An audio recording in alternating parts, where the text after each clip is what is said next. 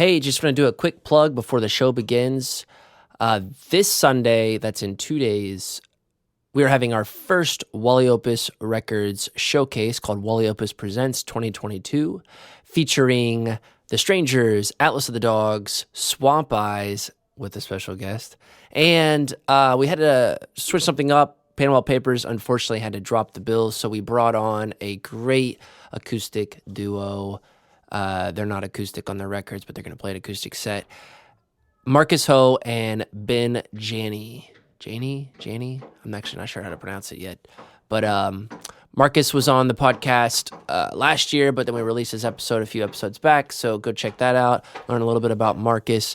But yeah, they'll be playing at the Wally Opus Presents on this coming Sunday, December 18th. Doors open at 5. Music starts at 6. It's going to be a great time. We have some really cool shit that we're working on to just make it a really great show. So I'd love for your support to come out and see the spot at Stage 2 at 321 on North Congress in Evansville. I was thinking the other day, why am I doing this again? Because it's a lot of work.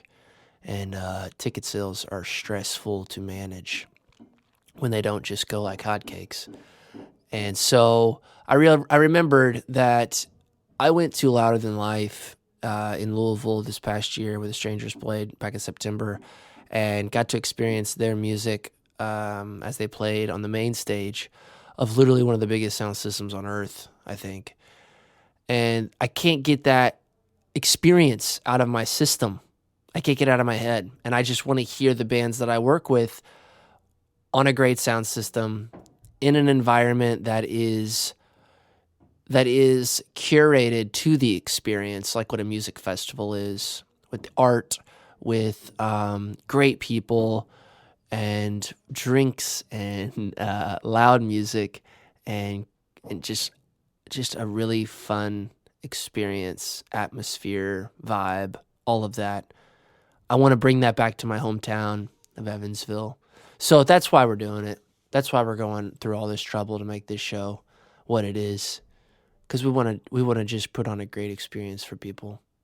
That's what it is. So tickets are $20. They're on sale now at wallyopus.com.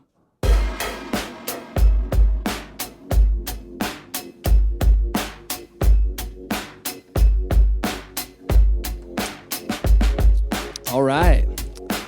Hello and welcome to the Wally Opus podcast, where I interview doers from around the Midwest. I'm Wes from Wally Opus, and my guest today is Darin Harger, drummer and a founding member of one of Southern Indiana's top post-hardcore bands, A Modest Proposal. Formed in 2017, AMP has released one album, one EP, and 3 singles, of which one, Arson, has garnered nearly 18,000 Spotify streams to date. The band has spent the past 6 months on multiple tour runs around the Midwest, sharing one of those tours with Nashville-based band Khamsin, who Darin is also drummer of. In August of 2021, Darin launched the Evansville-based Fuchsia Fest, an annual music and arts festival dedicated to hosting bands and visual artists from around Southern Indiana, which is how we initially met. In addition to doing all things music, Darin also shoots photographs on film, which he then sells in an online or on an online store, which he can tag that at the end. Darin, thank you for doing this, man. Yeah, thanks for having me. That was a good intro. You hyped it up a little bit beforehand, but no, that was all spot on. Okay, dude, good. So last night I was just taking a deep dive through your stuff. Khamsin, how the fuck are you in a band, like a prominent band in Evansville and also in another band in Nashville? Yeah, so we actually met Khamsin through A Modest Proposal. So okay. We played, I don't know if you ever went to PG, which was the spot prior to like 2019-ish. Yes, when they closed down. But on Franklin Street. Yes. I actually never went there, but I've heard so much about it that I feel like I'd Yeah, lots of It was beautiful kind of before things. my time in Evansville, so. Yeah, I totally get that. Lots of beautiful things happened there. It was a really cool spot for a long time, but rest in peace. Yeah. But we played a Tuesday night very early in our band's career, prior to like knowing that you probably shouldn't play a Tuesday night after playing a Friday the week before. Yeah. But we played with Khamsin, and we played with another band from Nashville called Smallville. Okay. We are now very good friends with both of them because we just stuck in contact because it was just a really fun night. Not that many people came to the show because it was a Tuesday and we had just played. Why would they? But we just we kept contact with them for a while, and then they needed a drummer for a tour, and I was like, yeah, I mean, sure, I can go for like a week and just like play drums with a band that I like. That would be cool. And then they asked me again the next year, and I was like, "Oh yeah, sure, why not?" Stick And with then, it. yeah, might as well. And then they're like, "Yeah, you just want to be in the band at this point." I was like, So, do sure. you go down there much to practice, or is it? So we don't practice. Okay. Unless it's like right before a tour or something else. Like occasionally we'll do something, like we'll get together, but with it being like 2.5, 3 hours away, it's not the easiest to like drive down for a day and then come back. Like I could, but it's just kind of like a pain. Oh yeah, and it's gas. it's like Nashville for our location is convenient for like one-off days, but sure. to do it regularly is taxing. I mean, it's not a commute. No. You know what I mean? It's Yeah. you're gone for the day. Yeah. And you're only going to be there for several hours. You know what I mean? Yeah, it's like a commitment too, because then you got to like get up early and then drive, and it's like 5 or 6 hours of your day driving. Yep. Is like never fun, especially if you have so many other things to do. Yep. But yeah, that's how I ended up in Khamsin. Now, obviously, like they're my best friends. I've been officially in the band, I think, for like 3 years now. And going on tour, like with them, they went on your summer tour with Amp too. Yeah. Mm-hmm. So you just played double sets every night? Yeah. Wow. That was amazing. I loved every second of it, but that sucked ass too. Yeah. What's funny is, dude, there was one time Mason Bradley, who's in your I follow him on Instagram. He's a buddy of mine. He's in Amp. And on his proposal is Amp, by the way, for people listening. But I remember him posting some photos of the first tour. I remember specifically thinking, Darin looks tired or like not happy. Like something's up in this photo. But I had no idea at the time you were double booked every single night that you were playing a show. Yeah, and I was driving a good amount of it. Not all of it. Like we switch, but Brandon and I do most of the driving. So it was like half of that I was also driving. And then, I don't know, with tour comes so much else that is just like so taxing on you. And so I was very tired. So like I'm curious, like when you guys go on tour. So let me say this too, like anytime anybody plays shows outside of Evansville, to me it's like a really big deal just because I know how hard it is to book shows outside of Evansville in terms of getting people to not only respond, but then to commit to having, especially if they've never heard you before. Yeah. I mean, it helps to have other bands that you're playing with there who might know of you, but getting that out of, like bursting through Evansville or beyond Evansville initially is tough, but then to book, a decent sized run tour, like back to back to back, that's impressive. Yeah. Who does all the booking? I do most of it. I do pretty much all of it. Okay. If somebody has a connection somewhere, or if somebody knows something, they'll do it. But most of it is done by me. You do a lot of the logistics. Yeah. Which actually makes sense. Like you seem like that type of dude, considering all the other things that you do. You know what I mean? Yeah, I got to keep track of it all. Yeah. I wouldn't consider myself that, but it's hard to look at it from like a on the outside. Yeah, exactly. Yeah. But yeah, it is really hard to break through that like glass ceiling of when you first start out getting an out of town show. Amp has been around for like 5-ish years. Yeah. 2017. Yeah.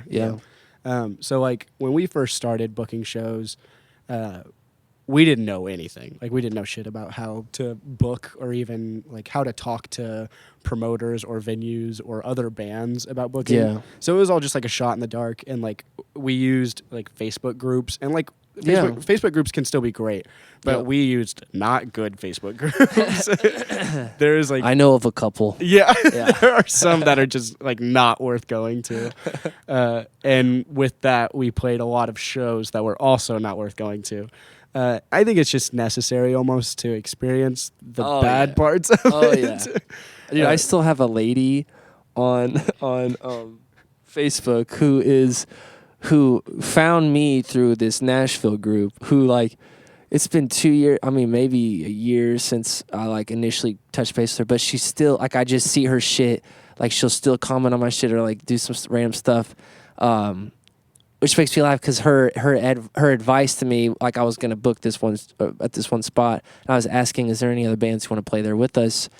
You don't want to play there, you know, blah blah. And I looked at her page, I'm like, what is this? How did you get in this group? I know exactly. You're like the most random like person to be in this demographic of show going. Exactly the type people. Of person you're describing. There are so many people like that who just like hang around. Yeah, like they are the person of the scene in their eyes. Like they know everything about it, and like realistically, it's just like a mom or a dad who's like 60, who was really like they played a lot of shows in bars whenever they were in their 20s. And it's they like that's live cool. on Facebook now. Yes, and it is like so transparent, and then you'll see all of their life's drama. Yeah. Like oh my god, I know, dude. You're so right. There's some people will tell you all like. I had one guy say, "Hey, I can't right now. I got this going on, like a big life story." I'm like, wow, okay, all right. Yeah, you will get it all, even if you don't ask for it. You're gonna get these people's information. But like you said, it's good. It's like the stages that you have to go through as a band who wants to get bigger show. And like you said, it's a shot in the dark. There's no right or wrong way, one way to do any of this shit that both of us are doing. And like, especially starting, I mean, what were you in 2017? Like, how old were you? That would have been a year after I graduated, so it would have been like 18 or 19, probably 19 booking. Yeah. And I wasn't doing it back then. Somebody else was doing it because I didn't know anything about it. And so like I said, we would just message. People would be like, "Oh, hey, we need a band to fill this spot," and we'd be like, "Oh, we'll drive 4 hours to do it," and they'd be like, "Oh, sure, that sounds like it makes sense." Which, like, clearly, that's not how you make a good show happen. Yeah. But like with that comes like a few like diamonds in the rough. Obviously, like you get some good shows or at least a good connection. Yes. And like we spent way more money than we ever made at those. Like I don't even think. For our first several shows, we played in Indy or Muncie. We played a lot there. I don't think we made anything off of them, which like I don't recommend. Be Here Now? We did. We played Be Here Now twice, I think. In Muncie. Yeah, it's a really cool place. Oh, yeah, I DJ'd there when I was in college. I went to Ball State for a year and a half. Is that where you learned to DJ? Yeah. Well, that's where I learned to DJ in front of a crowd of people who weren't high school kids at prom, basically. Important. You know what I mean? Yeah. I was trying to be an EDM guy, but that was short-lived. Yeah, I switched pretty quickly. There's a lot of EDM guys out there. So yeah, exactly. It wasn't my thing after a while. This isn't what I'm going for, you know. You don't strike me as an EDM guy kind of guy. Yeah, it was a phase, I think. It got me into it. I don't listen to any EDM anymore. Yeah. I listen to mostly rock, or actually I listen to like a lot of country right now. Like what kind of country? And like do you know who Midland is? Yeah. I've not listened to any of their stuff, but I'll send you a record. You should, because they this is probably the second time I've talked about this on the podcast, but they released last year a record that they recorded back in like 2017 or 2016 maybe, but it was like a very like stripped, like very full and with reverb and stuff, but very like organic and not produced, not Nashville country. Yeah. I do like some Nashville country, but it's not that genre. It's like the pop country Western kind of country. That's the good kind of country, in my opinion. Obviously, like to each their own. Yeah, but whenever it comes to like classic country, I would much rather have like an old like Western rock or just like a stripped down folk or something like that. Yeah. But do you ever listen to like Crosby, Stills, Nash and Young? Like people like that. I don't listen to as much as I would like to. A lot of the country that I listen to is like country fusioned with a different genre that I actually like now. Like there's a few. Have you ever heard of Pine Grove? I don't think so. They're like somebody's gonna get mad at me for misgenreing this band, but they're like country meets emo music. Okay. But like with a lot of other influence as well. Like there's a lot of like folky elements and a lot of like indie elements. Okay. But they're a really cool band that does like something that not a lot of other bands do, and a lot of other bands are starting to do because of them. That's dope. Yeah. See, I like that. I was just talking to somebody about this, and I know it's like kind of cliche at this point, but who's a record that we just put out on Friday was a new Swamp Eyes record, and he's like, we can't really find a genre that's relevant, that's like full record, because it kind of comes and goes from like, but we're just calling it like folk punk, because it's like the kind of the closest thing that embodies the vibe, But it's exciting when someone. And I was telling actually a couple older guys this, so I was like trying to make them understand. I was like, I mean, it's like taking folk instrumentation in a lot of ways and like beefing it up with the attitude, and then adding some screaming vocals, and like just taking the whole thing and just turning it upside down, like running really with cool. it. You know what I mean? Yeah. And I love like when people do, like if somebody does that in country, but takes it into the emo. It's like making emo music with country. Yeah, because they're very separate worlds. Too. Exactly. Like, nobody really does that. Like another a band or an artist, I guess his name's Brody Price. Okay. I have recently found him this year, and he dropped a record, and he describes himself as doom country, which like sounds like the most batshit thing in the world. Like that doesn't make any sense. Yeah. But it's like, are you familiar with like shoegaze music very much? Mm-mm. So it's like, man, this is so hard to explain, but it's like you could try. It's like really big and like sludgy with like a lot of reverb and a lot of distortion on certain parts, and then other parts there's like he's got like a slide and like a lap steel and stuff like that. Oh shit! Okay. And so it's like it's really weird and it doesn't make any sense at all and it shouldn't work, but it's so good. What's his lyrical content? Is it country? No, it's. Well, it's not like stereotypical country. Like it's not like I took my girl to the bar in my truck. Yeah, you know, thing. It's more like introspective. Like it would fit more with like the emo like shoegaze sort of realm lyrically, not stereotypically a country thing. Okay, gotcha. But it's really cool. I recommend it if you haven't listened to it. Brody Price. Brody Price. After this, you might have to send me some records. I will, for sure. Of in this. Okay, so let's go back because I really want to know. So you're going through the gauntlet. Then at some point you start taking over. Oh, or you start learning how to book shows, and then you start. Yeah. So doing. The best way I learned to do it was just by meeting people and like actually becoming people's friend. Yeah, which like, takes 5 years sometimes. Sometimes it does. Yeah. There are people that like at one of those indie shows that I was referencing, like one of the few good ones that you kind of hit.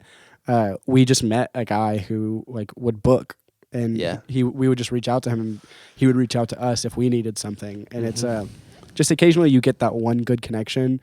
And if it doesn't work with them, they can give you a different connection. And then through that, you kind of the tree expands until you get an arsenal of people that are you're friends with that are in this other scene that you can help them and they can help you in different ways. Yes, dude, I think you're right. And like, I was just talking to somebody about this too, because I think a lot of young bands get under a false assumption that at some point, even if they have some success, like, we should be getting paid X amount to do certain gigs or whatever. Which I mean, certain gigs, okay, maybe you should be getting paid some money for sure for like for your time or for whatever the gigs offer or whatever what's asking of you. But like, I mean, like show like if like what you said, if you play a show and you might not get paid, but you drove all the way to Nashville, everybody chips in on gas, you gotta buy food, all this shit, and you're probably losing money. Yeah. Maybe you make $60 to put back in the tank. Yeah. But like there's probably a good chance somebody that you're gonna meet there or another band that you play with or like just some random shit that occurs is going to further your career somehow. And For sure. I think the thing to not do is to get hung up on like, they're not paying us, we're not going. Yeah. Because like as soon as you stop saying no, I feel like things are going to dry up. Unless you're literally so busy that you can't say yes, or like there's circumstances at play, but like, or if you really are, you've outgrown some sort of thing in your career. But man, I just feel like it's so beneficial to go out, even if you're not making any money, because you're going to meet people. I mean, maybe not playing in a tiny bar somewhere randomly, but like a venue and there's other bands. Yeah. It's probably going to be fruitful. I hate being that guy that's like, oh, you don't need money when you first start off, because like nobody wants to hear that. And like it's so tired to say like, like don't do it for the money at first. But like, especially me being a photographer as well, like that's something that's so ingrained in like photography is like you need, like if you're shooting for people, you need to make sure that you're getting your rate, blah, blah, blah, stuff like that. And like that's important. And I don't want to tell people not to do that.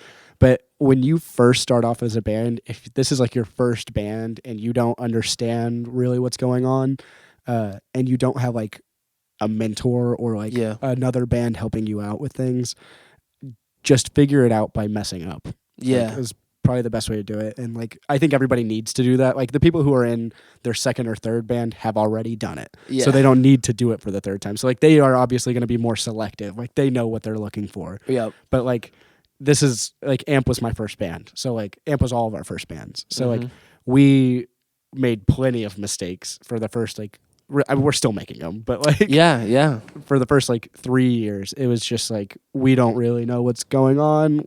Hopefully this will stick at some point, and we're just gonna keep writing it out until it does, because we love doing it obviously, but I think it's necessary to have those really low points in order to like get higher later on. Yes, I agree. Like one example I tell younger artists sometimes, maybe I've said this fucking twice, but it always comes up in my mind of like so one of my best friends is a painter, a visual Cooper. He's a painter. Oh, yeah.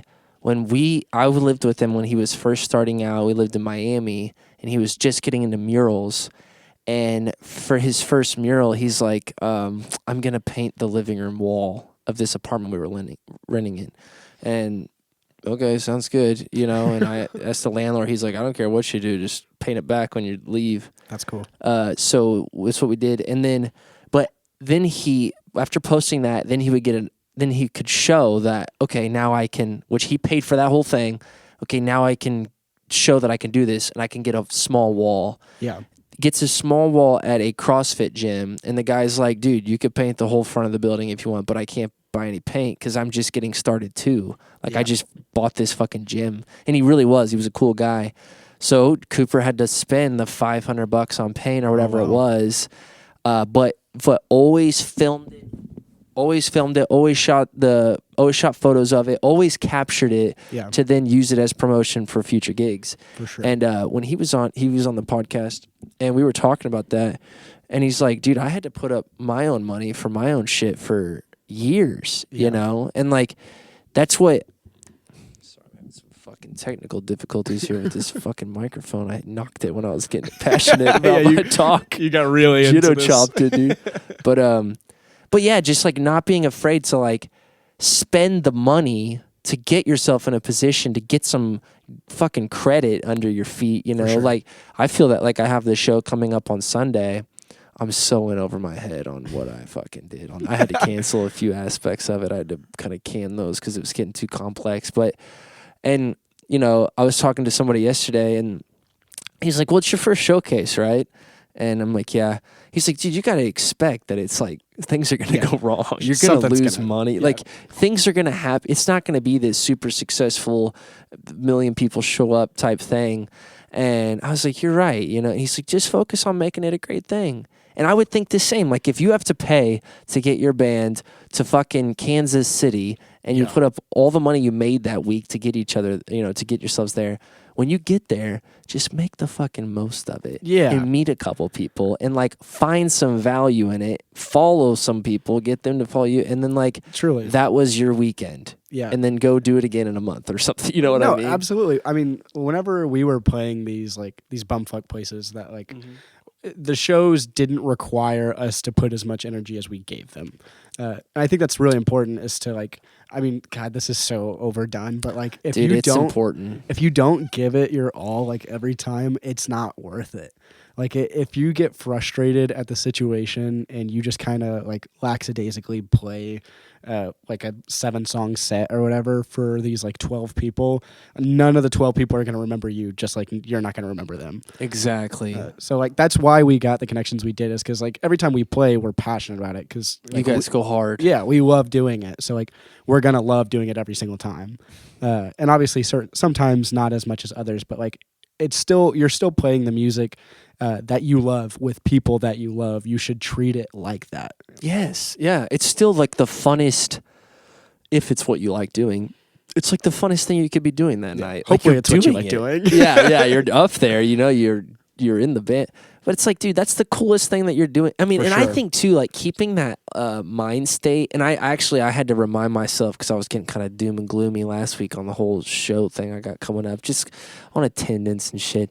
And I had to remind myself, like, why did you do this in the first place? Yeah. Like, you didn't do it to sell tickets. Yeah. I never once was like, I'm gonna sell tickets. That's Yeah. what I'm gonna have an event. I mean, you have to financially, but the whole point of the event was because I went to Louder Than Life and was fucking blown away by how dope it was.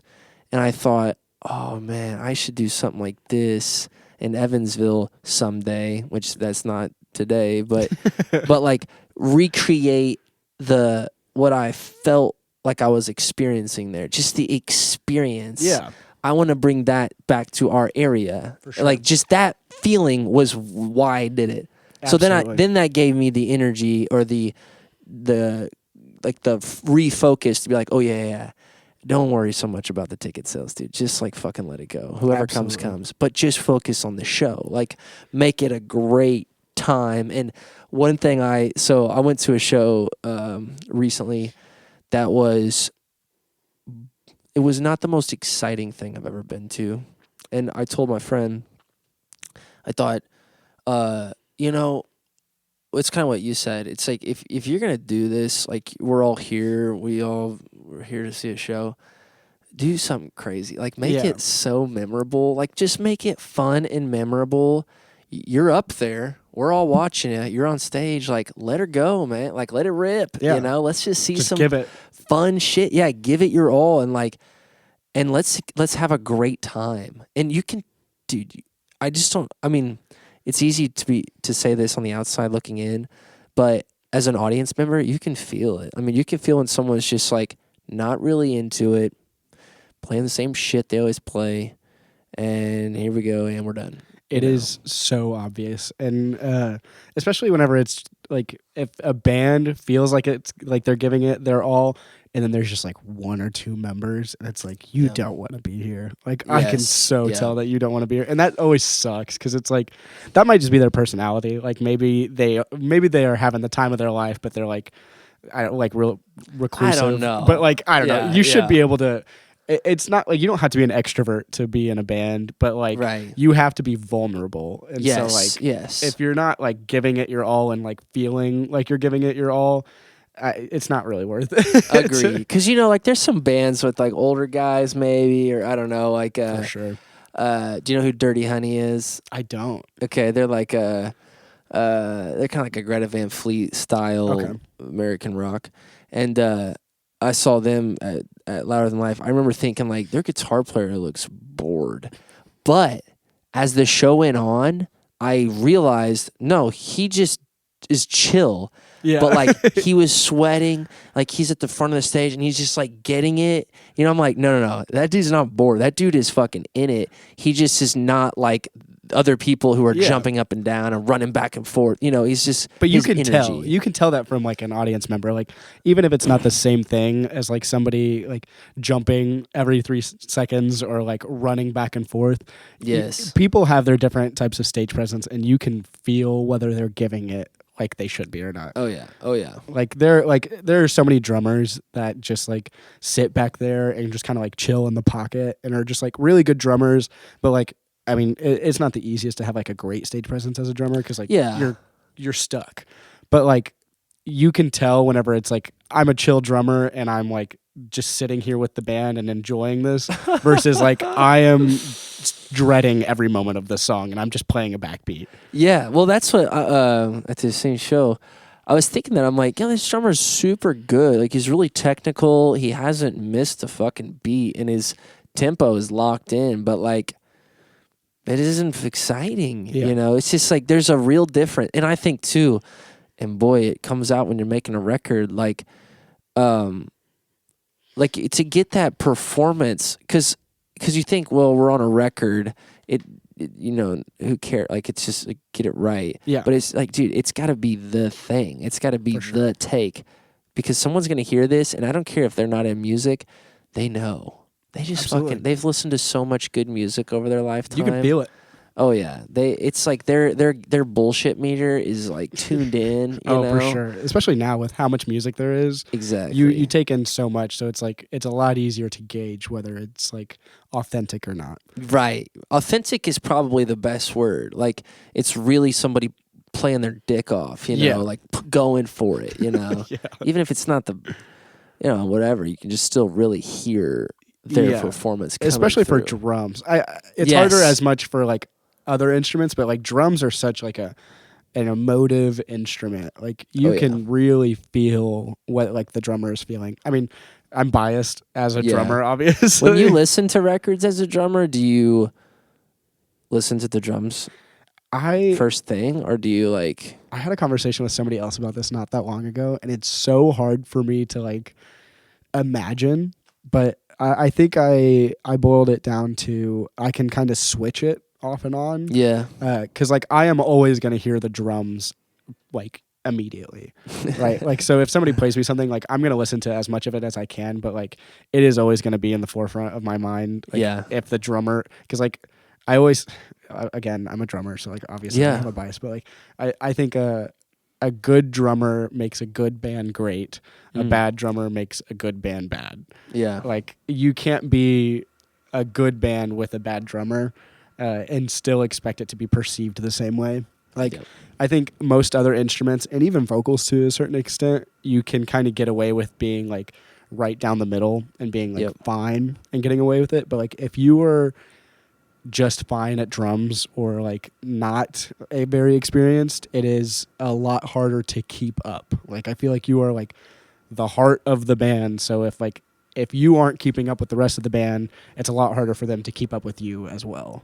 Dude, I think that's pretty damn spot on. Because like a singer can say, as long as they're being authentic, use the word again, like it's like, well, that's his voice. Yeah. But if you're drumming back there and you're out of fucking whack, it's hard to say that's just him, you know. Yeah. Or like he's just doing his thing. Yeah. Because we're rhythmic people, like we're rhythmic creatures. Like we have to have that. Okay, now I know where we're at. Like it's like, okay, it's been set. Okay, all right, now I'm like you set everything. Like you it do. Is, like the song is built around drums, whether they're like in the whole song or not, even if they're not there for part of it. Once the drums come in, that is when the song, like you feel the song differently. Yeah. Yes. Exactly. Yeah. And I know, like even if the bass player isn't the greatest bass player, as long as the drummer's fucking getting it, the bass can just kind of hang out. Just down play the there root. Who cares? Yeah, exactly. Yeah. No Just offense to chug bass along. players. No, but just get in there and but it's funny that you say like switch it on and off, because like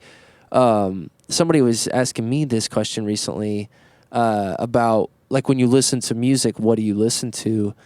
And I was talking about John Denver, and I was like.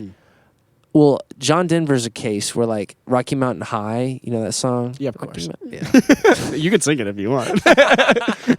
But, like, I've heard that song a million times. But, like, sometimes I can just sit back and, like, take it in as an experience and feel like I am 27 years old, like the song's narrated, by John, and I'm out in the mountains and I'm really taking in this scenery and I can feel that. And then sometimes I can really see the mix, and I can see he's got a guitar on the left playing this, it goes away, the guitar on the right, it's a stand-up bass, he's got a little triangle, it's like I can hear all of and I can see it, and I can see the reverb, like I can visualize it as a track, and at that point I'm not really experiencing it's like watching a movie and watching what the background character's doing over there, you know what I mean? It takes you out of the movie, but you're really just paying attention to the pieces of it versus what it is. For sure. I think coming with like the background knowledge of being like a producer and like a mixing engineer comes like a different perspective on stuff like that too. Like any like normal, quote unquote normal, obviously, person, typical, who like is listening to that song, like they could probably imagine that, but like even if they were to sit down and like listen to that song like 10 different times, they probably wouldn't visualize it the same exact way that you do. Right. And it's interesting how music can just really pull out like personal bias in like really specific ways like that. Yep. Like with do I hear drums first in a song? It's like, obviously I'm going to listen to every single song differently than every other person will, even other drummers. Like, it's weird that we don't hear songs the same way, even though they're showed to us the same way. It's kind of like do you see the same color as somebody else sort of thing? Like, the same goes for music, where it's like I can show you a song, and even if we have like the exact same music taste and we love all the same bands, you might not like this the same way I do. Yeah, dude, you're right. I mean, dude, what's funny? You made me just think okay, Christmas music, rocking around the Christmas. No, not that one. Jingle Bell Rock. No, it is rocking around the Christmas tree. That's rocking around the Christmas tree. Okay, so we played it for the first time like a week ago upstairs. Well, like when I was we played it and I was paying attention. As in like on the radio, you didn't like pull out the instruments? No, I put it on my phone and played it on the sound system. Just want to make sure. And I feel if you grew up in America, you've heard that song a lot. For sure. You just know it. It's just there in the DNA. But over the past 6 months or so, or maybe like 4 months, I've been into like productions that are dense and real instruments and how does it sound in the space, kind of atypical of the modern sound that a lot of music is made in. And so we turned that song on the other day and I was like, oh my God. And I could tell my wife is like, what? Like, it's rocking around the Christmas tree. What is revolutionary about this? Yeah. I'm like, listen to how they did that. I'm like, the fucking saxophone sounds like a voice, Ow, wow. And just like the sound of the record, I'm like, this is like, it was like shocking to me how awesome that song was. But what's funny is, I've heard that song a billion times. I've never heard it like that. I have no clue what you're talking about right now. I think that makes it so much better because like I'm like trying so hard to remember what part of Rocking Around the Christmas Tree sounds like that. But like even just when the record came on, bah, and I was just imagining the musicians in a room and bringing this sound to life. You know what I mean? It wasn't, okay, I'm going to lay down the drums. All right, sounds good. Let's lay down the bass part. Yep, sounds good. It's not, they weren't building. It's like, boom, it's alive. Yeah. And that's what I could feel. And I was just thinking like, God, this fucking energy is so good. Like, how do I do that? Yeah, I don't want to make that record, but like, how do I take cover Jingle Bell Rock? That, or Rocking Around the Christmas Tree, whichever. Yeah, one whatever, both of them. Dude. Yeah, honestly, all of them. It's like, but that way of just making magic in a fucking room and capturing it. I'm like, that is where that is really interesting to me right now. For sure. I think live recordings are really, really sick. All of Amp's stuff that we have done has been mostly live. Really? Yeah. So we did Solera, the project that we released earlier this year. Mm-hmm. We recorded with Nate Hicks. Shout out Nate Hicks. He's in town. Yes, dude. Yeah, Dude, that record sounds great. Thank you very much. Really I'm really does. proud of it. So I'm glad. We recorded that. All instruments were in the same room live. Like obviously we had like headphones on and like the amps were separated and stuff. Okay. But like it's so important. I mean, you've seen us live, but like for us, it's so important to capture what we have live in the recording because like we're a very energetic band, and it's hard to have that translate. Like you mentioned earlier in this, it's hard to capture that feeling and that emotion when it's just like, all right, drums, all right, guitar, whatever's next. So like being able to make eye contact with the band members like I would when we're live is like so important and vital for us getting the emotion across. Yes. And I think that's why it works as well as it does, is because it's like you can tell, like you can feel that we feel it as well. Hopefully, at least. Yeah, it comes through on the record. Like, you know, and it makes me think that maybe that's not necessary for all types of music. For like sure. if you're, you know, if you're in Nashville and you're building, like there's some great sounding records, and I'm pretty sure they were not live tracked with all the musicians in the room. Well, one record I really like, Hardy's record. I think a lot of that was made during COVID over the internet. You know, Really? So like That's awesome. Yeah, there's no way that they were on the room, right? You know, but then I think of like a rock band or you know like what you guys do. Yeah, your sound was born out of the chemistry of you guys being together. For sure. You know, it's like that's what makes the sound. So if that's what makes the sound, and it's been formed over live show after live show and after years. If that's the sound, if that's the thing that is A Modest Proposal, if we piece it together, or if we piece it apart and record it like that, then try to piece it back together, it's like we're kind of missing the magic that is what we're recording. Absolutely. You know what I mean? Yeah, I think it's really important. Like you said, not everybody needs to do it. Like, obviously, it's different per band. Like every band is gonna feel it out differently, and like. Certain drummers, especially, like a lot of drummers are really particular about that, and they want to have it perfect, and they want to be able to like cut in and cut out on certain spots. But like I never play any of our songs the same way ever, which like sucks sometimes because like if someone's really into a certain fill and they go to your show, they're like, literally, I'll see people air drumming, and I'm like, oh, you've got no idea. That's awesome. But like with that, I think there's like a hidden beauty of being able to just record the one thing, and being like, oh, well, that's what I'm playing on the record. So like it is that on the record. It might not be when we play it live. I think that's okay. If you don't, too bad. Well, you're gonna get something else. And when it's a good recording as well. So well, and like in your case, so you did this with Nate. I need to meet Nate. He's a really cool guy. He has a show on Friday, I think. He's in Together in Dust. Also, shout out Together in Dust. Where are they playing at? Lamasco. Okay. I've actually been wanting to go back to a show at Lamasco post events that have occurred there in recent times. Like there's been a lot. I haven't been back in a while. But I think it's Lamasco. I might have made that up. He might not be playing. Oh wait, no, he's I'm conflating two different shows. He's playing with us on the 30th. Okay. Where are you guys playing? It's for it's at the skate park, the Gift in skate. Owensboro? Yes. Or okay. Henderson. Maybe Owensboro. You think I would know more about this? Jeez, dude. There's a lot going on in everybody's mind right now, so we'll just check the Instagram for those. Just follow details. us or something. But so does Nate have a studio in Evansville? Yeah. So he had like a basement sort of studio at somebody else's house. I don't know exactly the logistics of it, but I'm not gonna like speak on behalf of what he's doing. Yeah. I think he's building something now though. Okay. So he is still doing stuff. I don't know exactly where he's at though. Damn, are you serious, dude? We fucking did an hour already? Damn, that flew by. We haven't even got to the first question yet.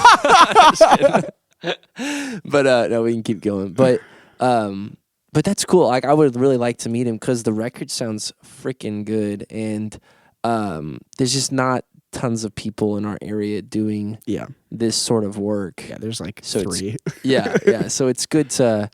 It would be nice to. But so you said like like in that case, did you guys have to do each track multiple times to get the right take? Some of them, most of them, I'll say. Like we didn't. So like the whole EP's thing is like that. All of the songs kind of flow together.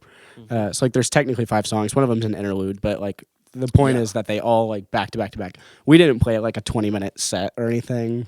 We did all the songs individually, and then like obviously some of the guitars are layered in. The vocals weren't done live. And like a couple other different things like just layered in.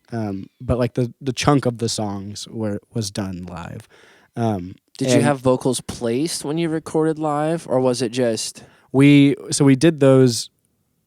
Actually, I'm trying to remember. We recorded this in like last 2020. Year? Oh shit! Okay, I think it might be 20. Yeah, it was 21 or 2020. Okay. So like we waited a while because like we wanted to be able to tour off of it. Okay. And with like COVID and everything happening, it just kind of postponed everything. Yeah, which like it did for everybody, you know. Yeah. But we did most of the songs a few times. Realistically, we've been playing most of those songs already for like 2 or 3 years together. Not all of them, but like most of them. Like we had been playing Moonwaves for like 2 years already live, and same with My Shell. So it's like we already knew those ones. Okay. And so like I think we got My Shell first try. Like it was like one and done. We already know what we're doing. We don't need to do it again. Yeah.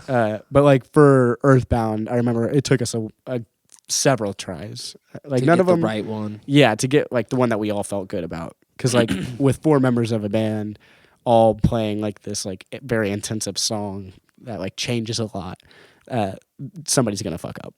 Like, it's easy to get off at one point. Yeah, like there's 3.5 minutes of the song, somebody's gonna mess up. We're not that familiar with it, but like for the most part, we averaged probably about like 4 or 5 times, and then we probably felt comfortable, maybe a little bit more on a few of them. But okay, cool. I like that though. I like it's the reverse of some people's record making, where like they're in the studio, they write it in the studio, then they record it, then they go tour it. I like the opposite too, where we've played the shit out of these songs. Now we're coming in to lay them down. Yeah. And then we'll, go back and tour even more for sure based on the record. But like, I don't know. I just, that makes sense to me as a band who's live recorded. Yeah. We're tight as fuck. We got this locked in. Yeah. You kind of have to. Yeah. You have to, like, if you're going to go in knowing that you're live recording, you need to like play the hell out of the songs. Cause like, if you're not going to be familiar with the songs, you're not going to be able to do it in a day or something, or like a few days. Mm-hmm. But I would almost wonder, and maybe because I've only live recorded, I did a Sunflower Syndrome record over the summer that was live recorded. Yes. Which just never came out. So Mason, what the fuck? Put the damn record out. No, I'm just kidding. But people have asked me how'd that record go. I'm like, I thought it went well, and then I talked to them. They're like, no, we like it. We're just waiting on the time to release it. We're like, okay, I'm ready. But I know they're waiting. But that one was live tracked. And I just think, like, dude, again, I don't know how to capture the magic without at least live tracking the rhythm section. I mean, I guess you can catch some magic. I don't know. I don't know if there's some magic that goes away when you individually track. I think there's good things about both of them, obviously. Like, I think, like, Khamsin, our recording process, we also released an album earlier this year. Yeah. And the recording process for that was, like, the exact opposite. Mm-hmm. Like, Jacob, who is, like, the front man of the band, he did pretty much all of the writing for that album. Okay. Whereas, like, Amp, we all write everything. Like, okay. Like, I mean, obviously, I'm not writing, like, guitar parts or anything, but like we all for the most part help in with like lyrics, or like if they have a drum part idea, I'll like base my drums around it, or if I have like a relative like guitar idea, I'll sing it for them like in the worst way possible.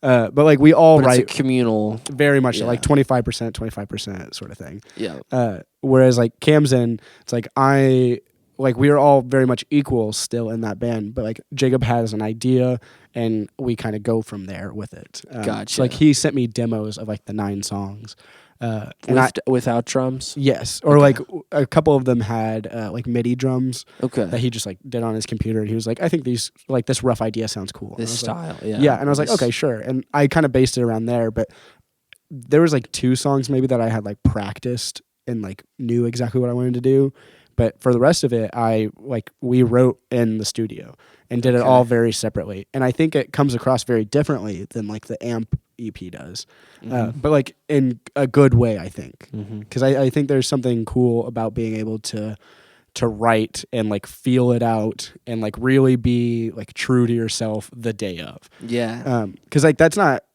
everybody can do that, and not everybody translates as well. Like me myself, I think I'm better off whenever I play it several times over and over, but like it brings out something that I wouldn't do normally if I just force myself to do it the day of. That's true. Yeah. Like a spontaneity that occurs. Yeah, that's true. Yeah. Yeah. Because I remember one time, it was when I first started working with the Strangers, and it ended up being the bass track for their song Sweet Holly. We were in Ryland's, the guitar player's grandma's house in Newburgh, and I didn't have this house yet, so that was the only place we could record that day. And I really didn't know what I was doing back then, at least recording a full band live.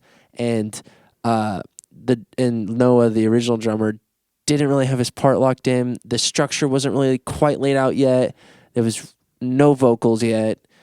They just kind of had this idea, like this chorus idea. Like there was just some rough ideas going around. Yeah. And then in the moment, it was like I was helping them work out the arrangement, and then they were like locking it in as the evening went on, and then nailed it at one point. We were all jumping around the living room like, "Oh my God, dude, you fucking got it!" That is awesome. Because it was like I remember at one point I had a notebook with sections on it, and I was pointing to Noah when it was time to do this. Okay, no, this. Like go to that. Like and then he got it, and it was like, yes! And that was the one that was like, let's just use that as the basic build from there. Yeah. We replaced, I think, the guitars and then added vocals, but it was like capturing that spontaneous magic in the room. I don't know, I felt like I don't really know if we're ever going to capture that again. For sure. You know what I mean? It was born in the moment, and that's what we used. That is really cool. So I think there's something really cool too about just like writing and like feeling things out as well. Yeah. Like most of our songwriting, well, I can't say most anymore, but like a good amount of our songwriting comes from just like playing with each other and like having that chemistry that you mentioned. Mm-hmm. It's like it's such a beautiful thing whenever it just works. Yeah. And like you just like everybody looks at each other and it's just like, oh shit, like that's it. Yeah. Like Yeah. Like half of the stuff that we do is just like from us that night, like in the practice room or whatever, just like jamming, and then like you kind of look at each other, and then like it'll be like just a couple people in the band like feel like something change, and then the other two like look up, and then it's like, oh, okay, we know exactly where this is going. It's a feeling, dude. It's like oh shit, man, we got it now. Pretentious to be like, oh, just feel it, but no, like, yeah, it's like, but really, I mean, that is. I was just with a country artist down here last week, 2 weeks ago, and we were trying something new. And at first, it was just like I'm looking at him like, I don't know. I just keep trying. I don't know. Okay, keep trying. And then at one point, we listened back, and it just hit this, like it just dropped down. I don't know. It's like after the course, it just dropped down. I'm like, oh shit. And he's like, yeah.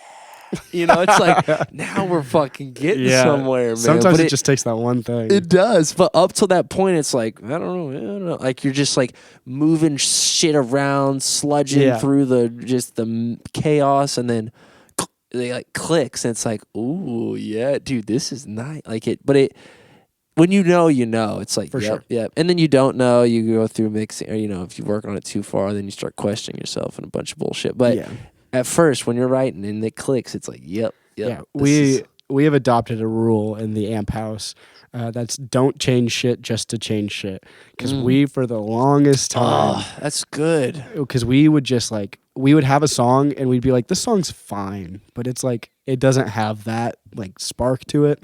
And we've gone through this with a million different songs. Like we it's a good thing and a bad thing. We write a million songs a week. Like it just happens.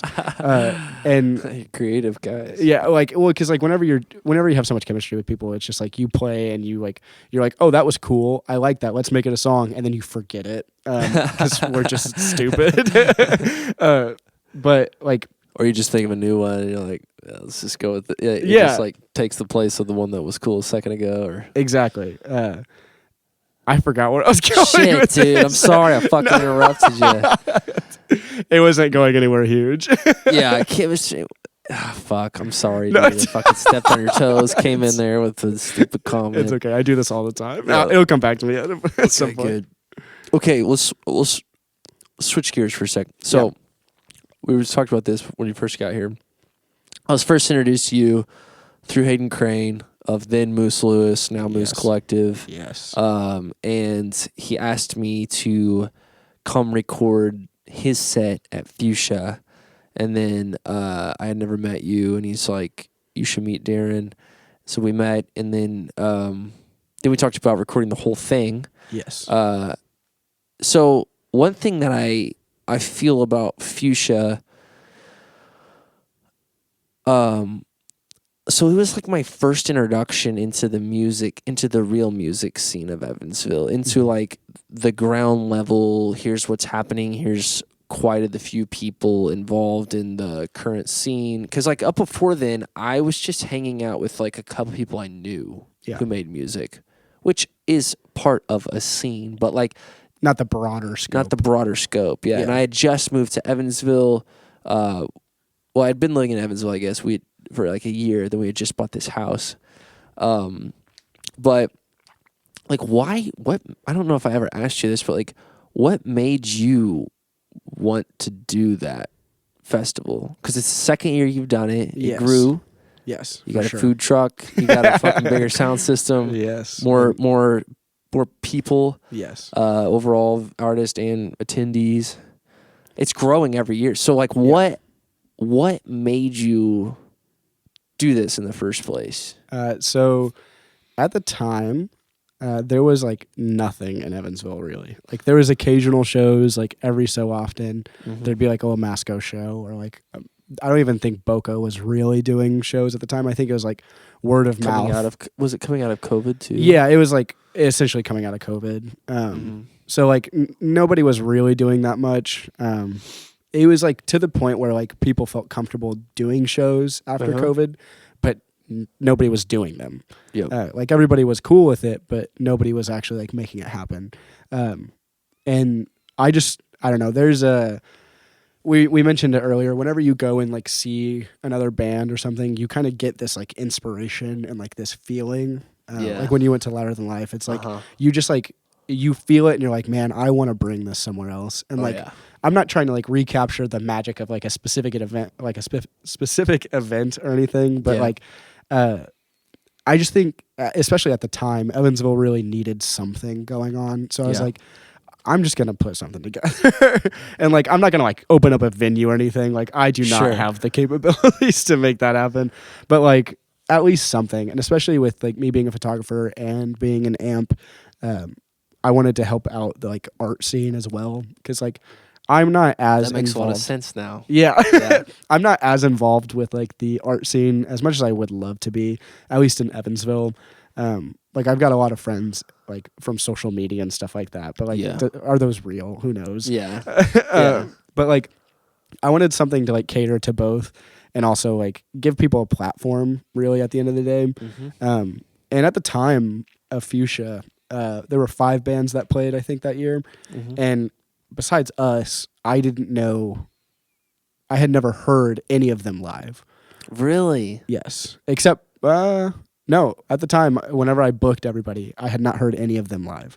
Wow. You had Shih Tzu, you had Sluice, you had Moose, and Fleshhole, and Amp. But obviously, I've heard of them. Well, the other ones were you hadn't heard the others. Yeah. So like that's awesome. Because now thinking back, I'm like, oh, that was a great. That was a great lineup. Yeah, it was like a really big mixed bag, and that's kind of what I was going for. Because like, there's so much in Evansville when it comes to like music variety, and a lot of it gets like swept under the rug because like so much happens in like the hardcore scene here, which is awesome, and I love it. But like, not enough really goes on for the rest of DIY stuff, and so like, I wanted to be able to showcase that a little bit more as well, and I wanted to give younger bands and bands that didn't have as much experience like a platform to hopefully play for more people. And like, I didn't know that Fuchsia would have like as good of a turnout. Like, it blew me away the first year. Like, I had no clue. But like, I just wanted to like give them something at least, you know? Yeah. Right. I mean, like a band like Flesh Hole or Moose, you know, like at the time, I think that might have been Moose's like second show. Yeah, I think it like was. that. I think they literally played like the month before, and that was the first time. Yeah. So like, I mean, yeah, it's just, and it's giving, and two, it's like a fucking networking event. Yeah, absolutely. You know, it's what it's turned into for me. It's like, Yeah. I met you, I met Mason, I met all the dudes from Flesh Hole, but then like I met Gary from Shih Tzu. I met Rest in peace, by the way. They just had their last show. Yes, I know. That's sad to see. Yeah, they're spreading out, I guess. Yeah. I think Gary's moving to Indy. He or did, something. yeah. He moved it. Sorry, I didn't mean to interrupt you. No, I Just mean, wanted to because, say. dude, damn, they were. Yeah, they did rock. Yeah, yeah. And Sluice, I mean, I kind of already knew Mitch from Sluice, from Moose Sluice. I'd worked with them, but it's just. But even all of the artists, like I've met the artists, and everybody comes with such an open heart and an open mind, and it's a great fucking vibe that you've created. I appreciate that. Yeah, yeah. I want to keep doing as much as I can for it, and I want to keep having new people and new bands and like broaden it more. Who knows, like, what's in store for it next year? Like, I'm already planning for stuff, and like, God knows if I'm even gonna do half the stuff that I'm thinking about doing. But like, I want to keep growing it to the point where like it is like a cool thing that like Happens people every year. Yeah, that people in Evansville can like look forward to, or even people like around Evansville necessarily. Yeah, yeah. Because like this year, spoiler for Fuchsia, I guess, I'd like to have some more out of town bands. Like, I want Fuchsia at its core to be a local like show thing, like something for local bands and local artists and local people to feel like is a celebration of like Evansville music and art culture. Yeah. Like at its core, I want that to be the thing. But I also, with that, I want to integrate like other semi-local scenes. So like having like a band from like Indy or like Louisville or Cincinnati, wherever, like, because we're like the hub of so many other bigger cities. Oh yeah.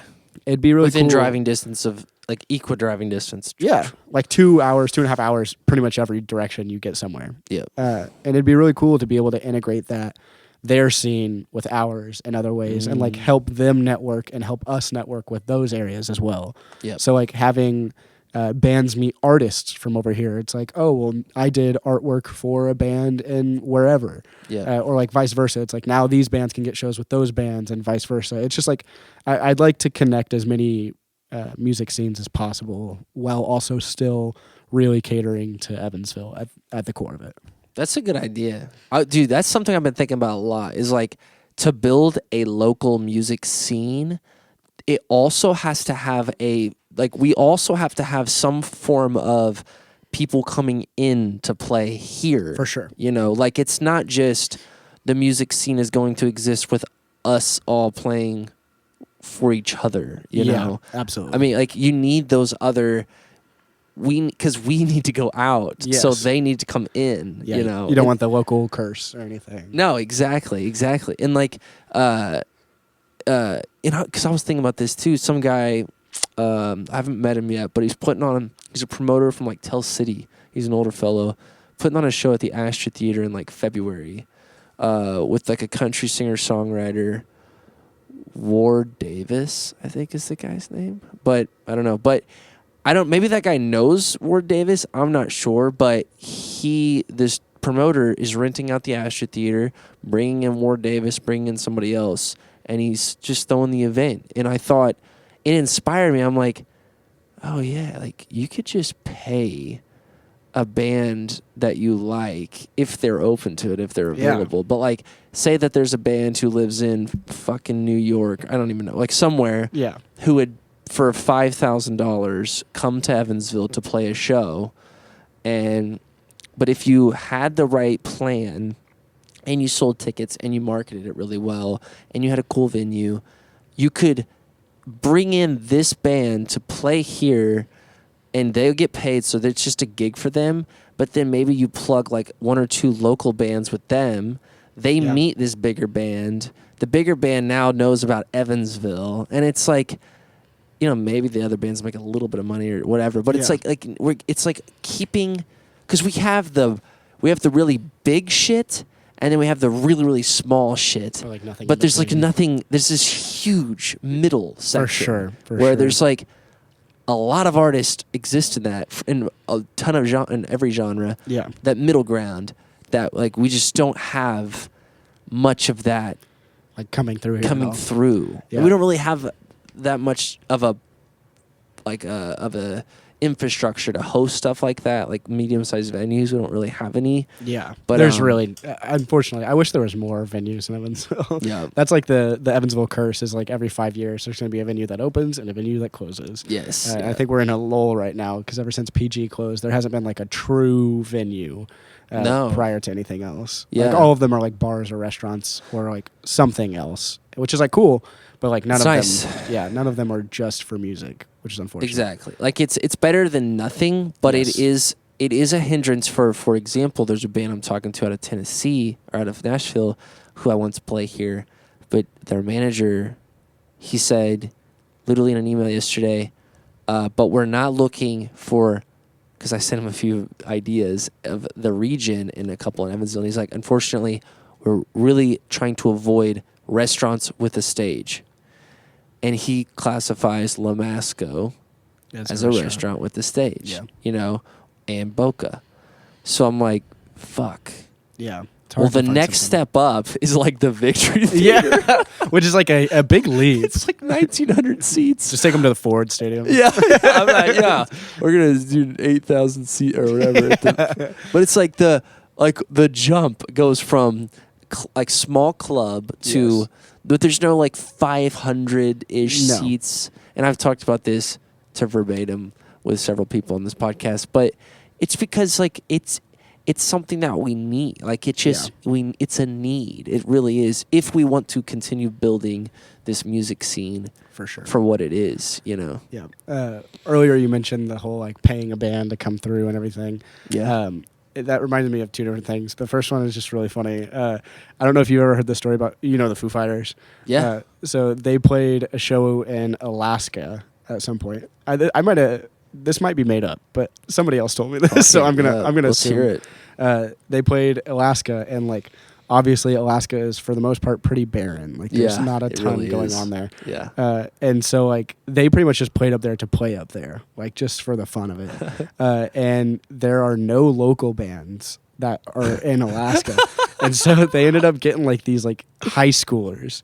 This like high school band that had like never really played a real show before. They just like released music, and I guess they were like bombarding them through emails, and they were like, "Hey, let us play, please, we'd love to play." And they're like, "Well, we're the only band in the area." Literally, and they're like, "Shit, I mean, we need an opener." And so like these like 17, 18-year-old kids got to open for the Foo Fighters. Oh my god, which is badass, incredible. Dude. That's so badass. Yeah, just like a dream come true. I imagine for those kids. That's the one time that it works to have a band, like to have a band in a place where there's no music scene. Yeah, because it's the like one time you're not the only band. in the music scene. You can market it because nobody else is competing. Exactly. Yeah. But the other thing I was going to say is more localized to Evansville. Demolition Booking, which is also Evansville shows on Instagram. Okay. They do a really good job, I think, of getting like it's mostly hardcore stuff. So like if you're not into hardcore, that's what a good amount of it is catered to. But they do a good job of getting like they have kind of revitalized a lot of like the local scene. They host shows like Damsels and stuff. Yeah, they do most of them at Damsels, which like Damsels, obviously it doesn't have a stage, so it's like a floor show, and it's like it's it's not meant for shows. So Okay. like obviously it's not going to be like the best sounding sort of thing. Yeah. But it's like it really gives off like if you put enough into it, like it works. You know, Yeah. like it's about it's very DIY, Yeah. which is cool. But like they have a lot of really bigger like hardcore bands come through. Like I don't know if you've heard of Orthodox, but they're like a really big. I saw I saw that they were playing. Yeah, which is like really cool and like really good for like that scene. Mm. It would be cool to have like several other things going like that. You know what I mean? That's what I was thinking, and this is something that I've grown into believing as I've gotten older and less of a douchebag. Basically, is like, and it comes from being so obsessed with one style of music as a kid or as like a teenager, and then which was electronic music. I was so obsessed in my early my formative years with that like now I don't listen to that and I listen to basically everything else except hip hop. I don't really listen to hip hop. It's just like I did a lot when I was a kid, but it just doesn't. I don't know. I'm just not interested in it right now. Yeah. But I know and I am happy that there is a small hip hop scene in Evansville. Yeah. And I just talked with somebody recently who called me, who got my number because he said, I heard that you have put on some shows. I want to put on a hip hop show. I was looking for some pointers. I have some questions. And dude, this dude who's a little bit younger than me, he was like super bright and brilliant. And That's like, I was awesome. like, dude, yeah, you should just definitely run with this. Like he wants to build the hip hop scene, you know, and then there's a hardcore scene, and then I don't really know what I'm up to yet, but like there's a alternative scene to both of those. Yeah. And but like that's something I'm believing more and more as I get older is it's like a healthy music scene is a diverse one. For sure. There's a hip hop, there's a rock, there's a country, like it's a multitude of scenes going on. There's open mic nights because those are really fucking important for young people or for starting new people, I should say. Like for a healthy scene needs all of those moving parts in conjunction happening at the same time. I think that was the best thing about PG whenever it was alive is it was like riddled with everything. Like we played so many mixed bills there with just like, I mean, a lot of them were out of town bands, but like bands that are just like genre-less, where it's like it's so hard to describe them. But then there's like they would also do like hip hop shows, or they would do like indie rock shows, and then like they'd have like crazy hardcore shows as well. It was just such a culturally diverse place with different music happening like essentially every single day of the week. Yeah. And that was so cool for the scene because like obviously when you're doing a show every single day, it's not like most of them aren't going to be that great because like nobody has the energy to do that. Right. But like with that, and like, you might have, like you said, you might have the same band playing 3 times exactly. that week. Exactly. People are like, I'm not coming out. I was there last Tuesday. Yeah. When you overplay, like people aren't going to come. But it's really cool because you get so much like I think the coolest thing is sorry, I'm like really going off on a tangent. No, you're good, dude. Do you know Turnstile at all? They're like a bigger hardcore band gone more alternative. Okay. But they recently went on a tour with Snail Mail and JPEG Mafia, and Snail Mail is like as indie rock as it gets, like very light, like reverb guitar, just like very different from Turnstile. Like Turnstile shows are like insane. Like people are like stage diving every single second. Like the crowd is going insane. And then JPEG Mafia is like I guess what you would consider like glitch hop, like hip hop with like it's really hard to like verbalize how to describe it, but like more aggressive on the side of hip hop. But like the fact that the 3 of them, they went on tour because they're all from Maryland. Okay. But like it's just such a cool thing to have like such diverse music all in the same spot. Yes. And maybe PG represented like a microcosm of what we as a members of the local community are trying to redo, like Yes. emulate, like with like you are putting on a festival that sort of does this kind of thing. And like I work with a multitude of artists who from rock to Sunflower's pretty fucking heavy. Yeah. To then I'm writing country music, and I just picked up an electronic artist who I'm like, it's my nephew, but he's with a buddy, and they've sent me, or they always show me music, and I'm usually like, yeah, keep making it, you know. Yeah. You're gonna get there. And then they showed me one song last month, and I was like, okay, this is all right. We're there. We could do something with this now. We just need to get a singer, probably. But you know, it's like a multitude of things. It's not. I'm not like a specific person, but I feel like that is kind of like it's like we're already headed that direction for sure. Currently, it's like a renaissance of it. It is. It really is. Which is really cool. I think the biggest thing is there just needs to be like a breeding ground for it. Yes. Like there needs to be somewhere for people to go to mix all of these scenes together.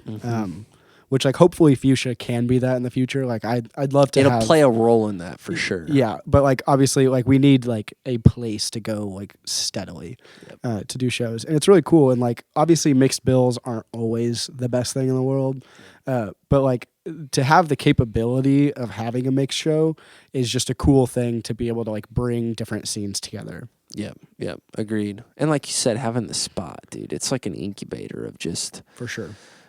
Crossing fucking ideas but it has to happen on a multitude of levels, like from studios who support multiple genres to festivals who support multiple genres to then venues who will do that. But yeah, we're just, and we keep talking about it. Hopefully it's gonna fucking happen one day. You know, like we'll speak it into existence. I bring it up all the time because it's an important thing that it's like, I know running venues are expensive. For sure. They're fucking hard to do.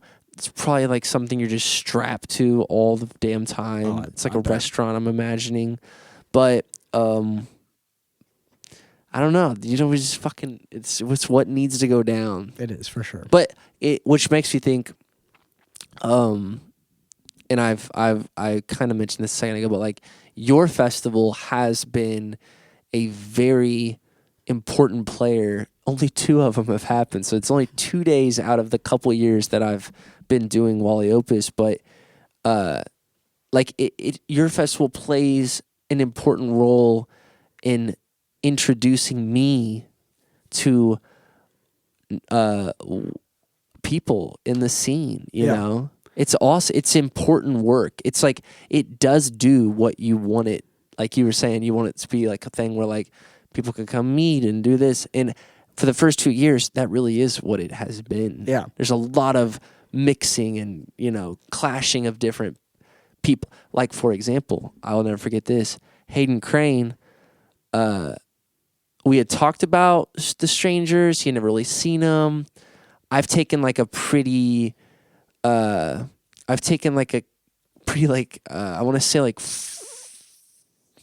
formal's not the word, but like structured approach to the Strangers project. Like they have too, to where like a lot of marketing and a lot of the label has played a big the labels played like a big part in what they do.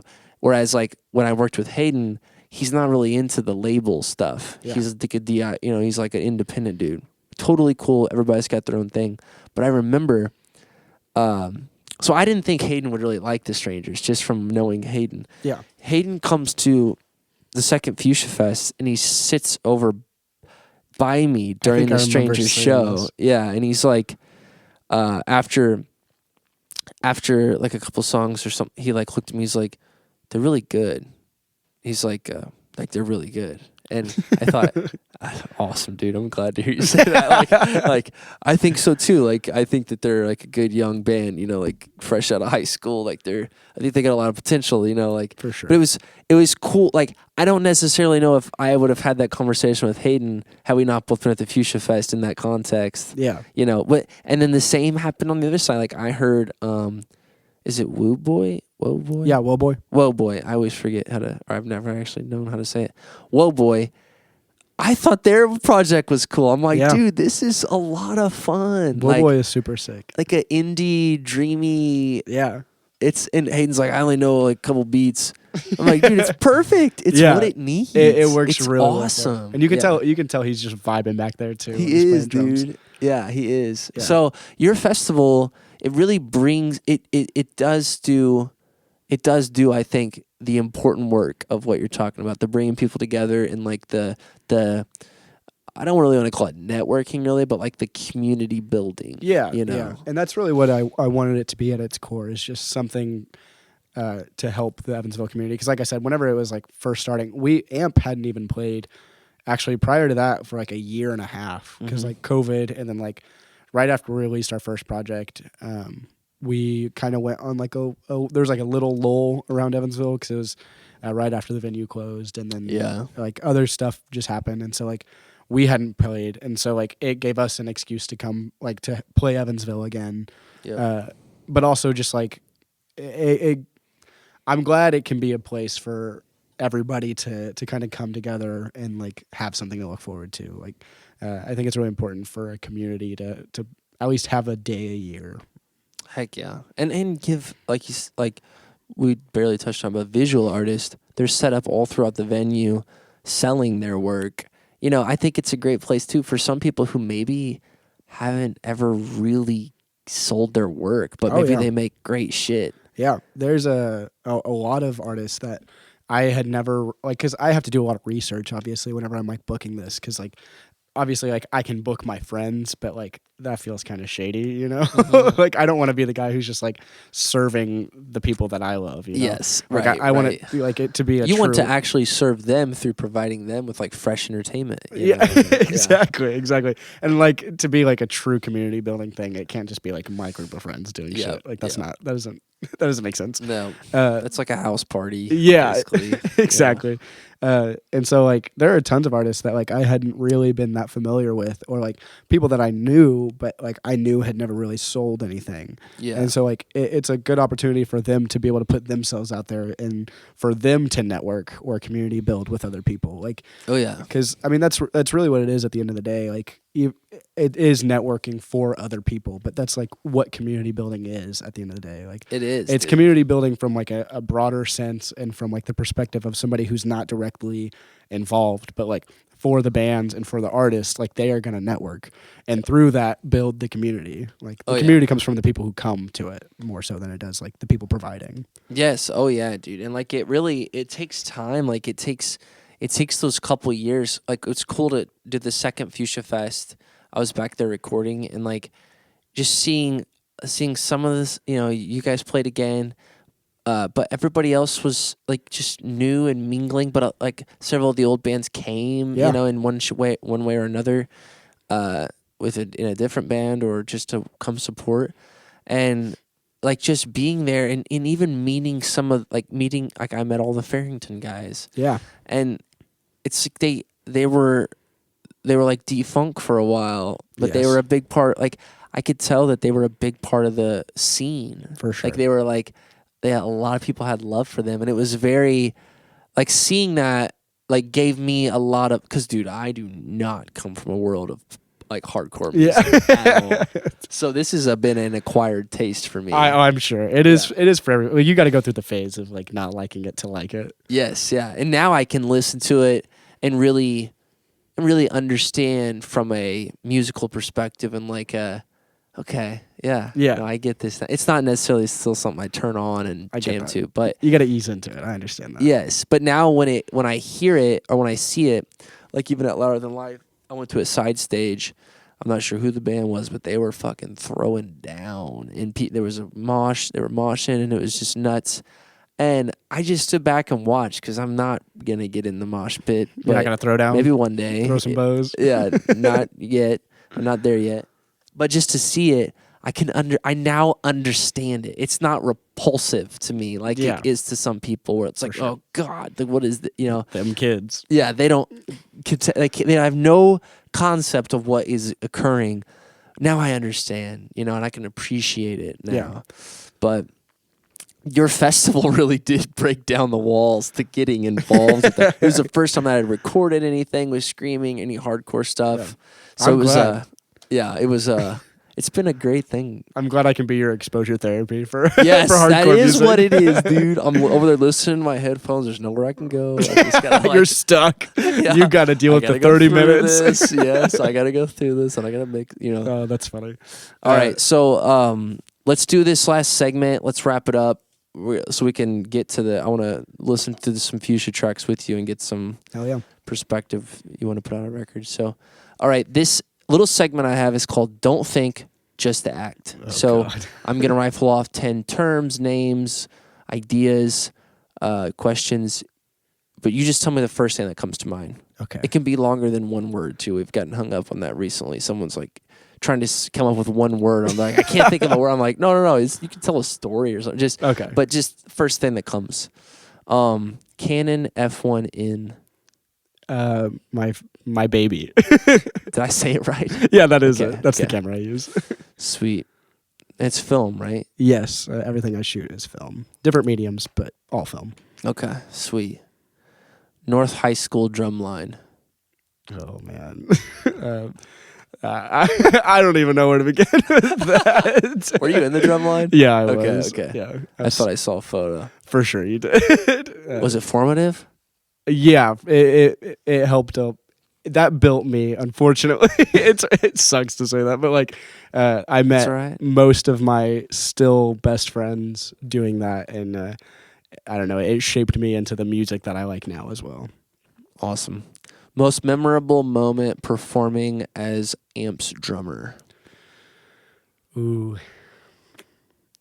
my most memorable moment is probably, I guess whenever we released.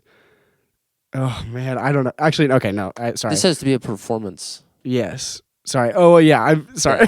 Yeah. We played a house Doesn't have to show. be, but- A house show in. Sorry, I'm gonna take a little bit longer to. That's okay. respond to this. Yeah. In Illinois.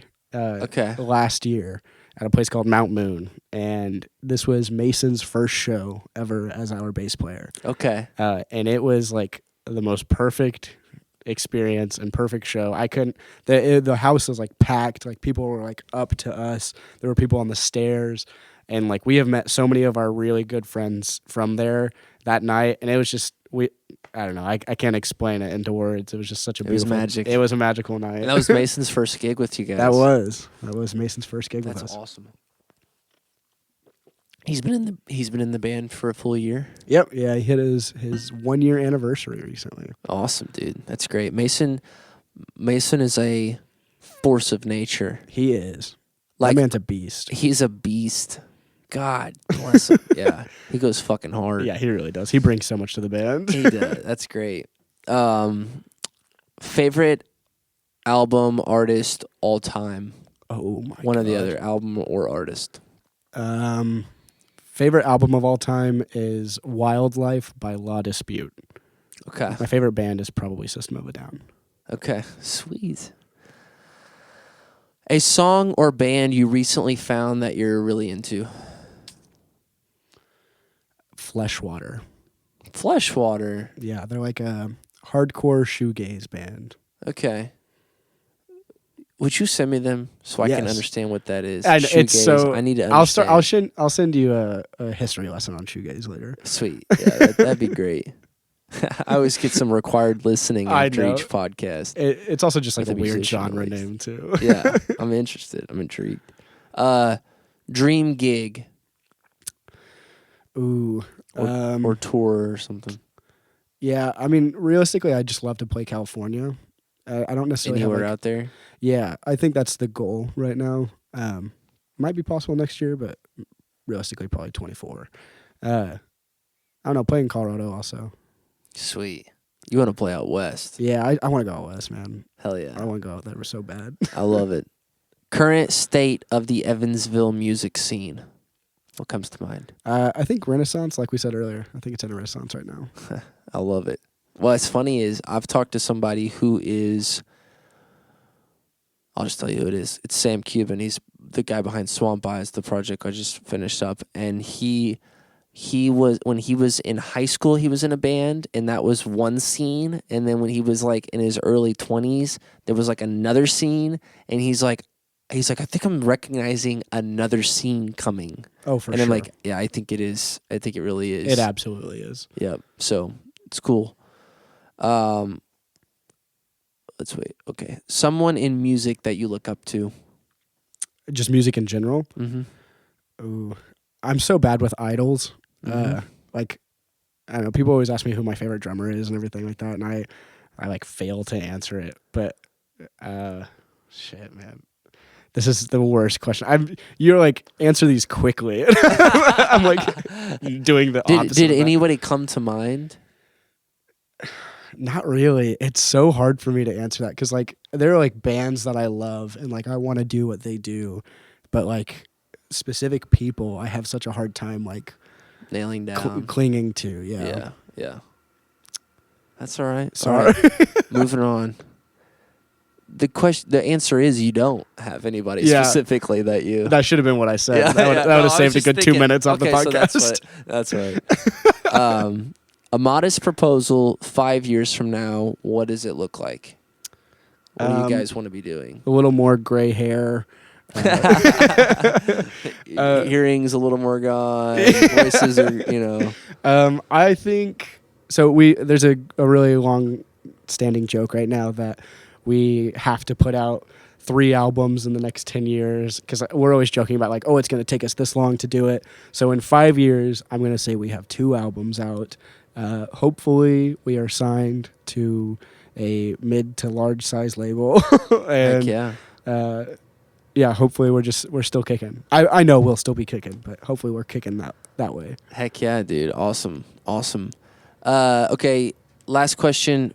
This might not be a good question for you based off 2 questions ago, but you get the chance to hang out with you get the chance to hang out for an evening with anyone you'd like, dead or alive.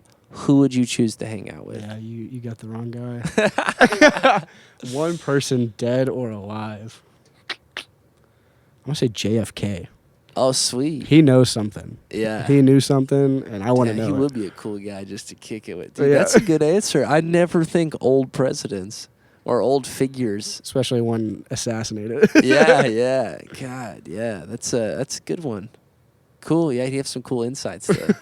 Yeah. Share, or just some cool shit. He's like, oh yeah, you wouldn't believe. Yeah, this. he's got something. I'm sure of it. Yeah. Awesome. Well, yeah, dude. I think we could wrap it up there. Let's do this again sometime. Fuck, I feel like we could talk for hours. I know. I feel like it's been like 4 hours. Everything. Yeah. But let's go. Let's listen to some music. But thank you for coming on, dude. Yeah, you're a pinnacle of the scene here locally, doing the festival. You got a band. I mean, so thank you for doing what you do. No, thank you, man. Thanks for having me on, and thanks for helping out with everything. Heck yeah. I'm happy to do it. All right. So if people want to find you, are you most active on Instagram? Yeah, I'd probably say so. Okay. And you got what's your handle on there? Where can they find you? So I'll go through all of them. My photography is dh.film, and then my bands are A Modest Prop Band and Khamsin Band. Gotcha. And if they just follow your actual account, or they go to your actual account, like your Darin Harger account, yes, all those are tagged. Yes, so Darin.Harger. Also Fuchsia Fest. I should probably shout that out. Oh, shit. Yeah. Don't forget Fuchsia Fest. Yeah, Fuchsia, Fuchsia Fest. Yep. What does that mean? It's the flower. Okay, gotcha. Not the color. Gotcha. Okay, sweet.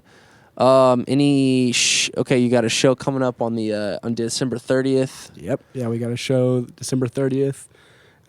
We'll be recording some new music hopefully soon. Sweet. Hopefully within the next couple months we'll have something out. Heck yeah. And I'm going to ask you something after this, all right, based off that. So, any closing remarks? Anything else for the people listening? No, just go stream Solero while it's out. Heck yeah, dude. Awesome. Well, thank you everybody for listening. Thanks to Darin for being here. Remember to get your tickets for Wally Opus Presents happening this Sunday at Stage 2 at 321 in Evansville. Tickets are $20 and can be found at wallyopus.com. we're renting a badass sound system from this guy up in Fort Branch, who I like years ago I would perform. I had like a little indie project that was like electronic music meets almost like singer-songwriter shit. I don't know, different shit. But when I would come home from college or different things, I would play at like Summerfest or like, you know, like stuff like that, town festivals. And I met this guy and I hit him up. Like I've hit him up a couple times asking if his sound system's available. And I hit him up recently. I'm like, or when I started playing the show, I'm like, is your sound, like, would you be down to do this? He's pretty fucking expensive. So like I have to, that's what's, I gotta make the money back to pay for this. For sure. Sound system. But it's going to bump. You know, and we're not doing bumping music necessarily, but I just wanted to hear the kick drum fucking You want to punching. feel it. You want to feel it in your heart. Feel that fucking kick drum. Yeah, so, tickets are on sale still at wallyopus.com. That show is on Sunday, December the 18th. But thank you all for listening. Go check out Darin and A Modest Proposal and Khamsin, and come out to Fuchsia Fest next year, or later, next year in 2023. And, everybody have a great week, and we'll see you next week.